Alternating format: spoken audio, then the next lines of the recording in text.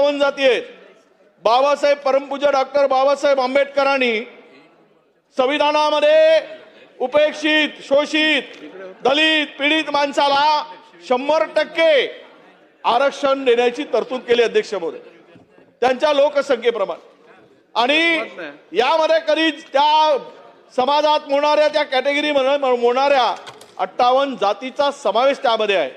आता यामध्ये दोन भाग पाडून यामध्ये कुठल्याही बदर समितीची नेमली अध्यक्ष महोदय, बदर समितीचा अहवाल अद्यापही आलेला नाही, तरी पण सरकार हे उपवर्गीकरणाचं बिल आणून या दोन समाजामध्ये, या दलित समाजामध्ये दुही निर्माण करण्याचं काम करते का, हा खरा प्रश्न निर्माण होतो अध्यक्ष महोदय. म्हणून या विरुद्ध 5 लाख लोक आज रस्त्यावर उतरले आहेत, आंदोलन करतायत. म्हणून माझी सरकारला, माननीय मुख्यमंत्री महोदयांना विनंती आहे, एक तर बदर समितीचा अहवाल पटलावर अजून आलेला नाही, त्या अहवाल आल्यानंतर यावर जर चर्चा होऊन आपल्याला पुढचं काही करता आलं तर निश्चित आपण त्या संदर्भात चर्चा घडवून करावं.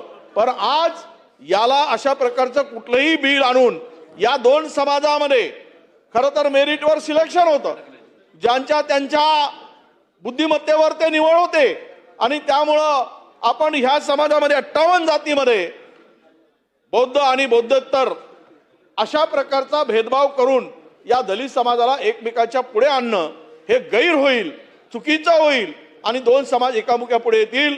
म्हणून या विरोधात, याला विरोध करण्यासाठी हा 5 लाख लोकांचा मोठा मोर्चा आज निघालेला आहे.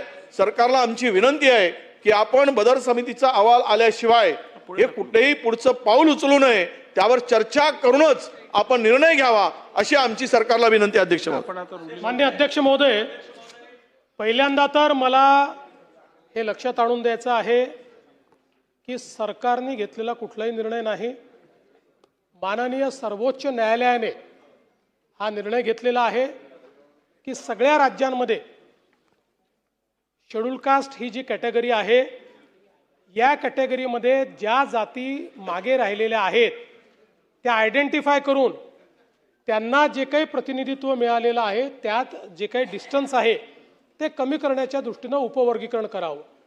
त्यामुळे पहिल्यांदा तर शेड्यूल कास्टच्या आरक्षणामध्ये कोणा दुसऱ्याला आणण्याचा हा विषय नाही आहे, तर शेड्यूल कास्टच्या आरक्षणामध्ये जे मागे राहिले आहेत त्यांना सुप्रीम कोर्टाने समोर आणायला सांगितलं.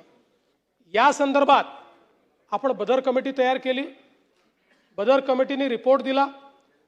तो रिपोर्ट ज्यावेळी आमच्या मंत्रिमंडळ बैठकीत आला त्यावेळी मंत्रिमंडळ बैठकीत ही चर्चा झाली की याच्यावर मोठ्या प्रमाणात सजेशन, ऑब्जेक्शन मागवले पाहिजे, कारण हा विषय व्यापक लोकांच्या संबंधातला विषय आहे.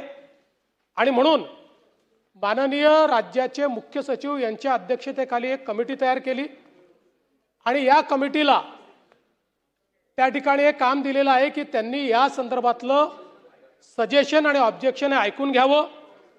ते सजेशन, ऑब्जेक्शन्स अजून चाललेले आहेत, त्याला आता लोकांनी जे ऑब्जेक्शन घेतले आहेत त्याला सुनावणी द्यायची आहे. त्यामुळे आत्ता सध्या मुख्य सचिव आहेत आणि त्यांनी 1-2 लोक सोबत घेतले आहेत, आवश्यकता पडली तर ती वाढवता पण येईल. याच्यामध्ये हे सजेशन, ऑब्जेक्शन ऐकल्यानंतरच, त्यामुळे आत्ता सरकारने कुठलाही कायदा आणलेला नाही, या विधानमंडळात कुठलाही कायदा आलेला नाही. मला असं वाटतं की गृहीतकांवर आज या सगळ्या चर्चा चाललेल्या आहेत. सरकारचं स्पष्ट मत आहे, व्यापक चर्चेअंतीच अंतिम निर्णय सरकार करेल.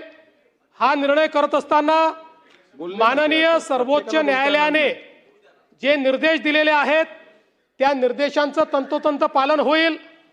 कोणावरही अन्याय करण्याचा सरकारचा मानस नाही आहे. आणि शेड्यूल कास्ट समाजामध्ये कोणी जर मागे राहिलं असेल तर त्याला पुढे आणण्याकरता जी काही उचित उपाययोजना आहे ही उपाययोजना केली जाईल. मी वडेट्टीवार साहेबांच्या लक्षात आणून देतो, सर्वोच्च न्यायालयाच्या याच आदेशाप्रमाणे कर्नाटकच्या सरकारने, तिथे आपलं सरकार आहे, त्यांनी उपवर्गीकरण केलं, कायदा झाला.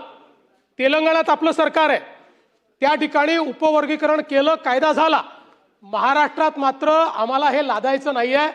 आम्हाला सहमतीने सर्वांना विश्वासात घेऊन आणि कायद्याचं तंतोतंत पालन करत हे करायचं आहे. त्यामुळे मी पुन्हा सांगतो, कमिटी सगळ्यांचं म्हणणं ऐकून घेईल, विधिमंडळाच्या सदस्यांशी देखील चर्चा होईल आणि त्यानंतरच अंतिम निर्णय या संदर्भातला घेतला जाईल. कोणीही गृहीतिकांच्या आधारावर, अफवांच्या आधारावर या ठिकाणी कुठलंही मत बनवणं हे योग्य होणार नाही. पुढे चला. लक्षवेधी. नाही, एक मिनिट, ही चर्चा चालू आहे का? नाही, मुळीच नाही. ही चर्चा चालू आहे का? मुळीच नाही. चला, लक्षवेधी क्रमांक 2. नाही, कशाला? तुम्हाला दिलं ना मांडायला. मुळीच नाही. लक्षवेधी क्रमांक 2.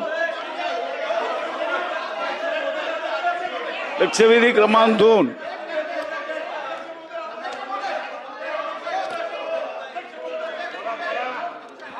लक्षवेधी क्रमांक 2. अध्यक्ष महोदय, छापल्याप्रमाणे अध्यक्ष महोदय, मुंबई में बहुत जगह में गया 2 महीने से अध्यक्ष महोदय, बहुत बारिश गिर रहा है अध्यक्ष महोदय. अध्यक्ष महोदय, इनका वजह से इनका पहले से भी अध्यक्ष महोदय बिजली का बहुत प्रॉब्लम है अध्यक्ष महोदय. कुठच्या आयुधात अध्यक्ष महोदय, मेरा विभाग में दिलं ना त्यांना. एक मिनिट, बसून घ्या. तुम्ही खाली बसून घ्या. खाली बसून घ्या. चला, थांबा. बसा. वडेट्टीवार साहेब, मी स्थगनवरती रुलिंग दिलं. रुलिंग दिल्यानंतर तुम्ही विनंती केली, महत्वाचा विषय मला बोलायला द्या. तुमचा स्थगन होता, मी तुम्हाला बोलायची संधी दिली. तुम्ही तुमच्याला जे बोलायचं होतं ते मांडलं सभागृहात. त्यावरती मुख्यमंत्री महोदयांनी स्पष्टीकरणही दिलं. ही चर्चा आहे का की प्रत्येकाला बोलायला द्यायचं? काहीतरी नियम पाळा, थोडे तरी नियम पाळा ना. असं नाही चालत. तुम्ही विनंती केली म्हणून मी तुम्हाला संधी दिली मांडायची. ह्या नियमबाह्य काम किती करायचं याचा आपण विचार करा. मुळीच चालणार नाही. ठीक आहे, दलित समाजाबद्दल या संपूर्ण सभागृहाला काळजी आहे. आपण याबद्दल निश्चिंत राहा. परंतु त्या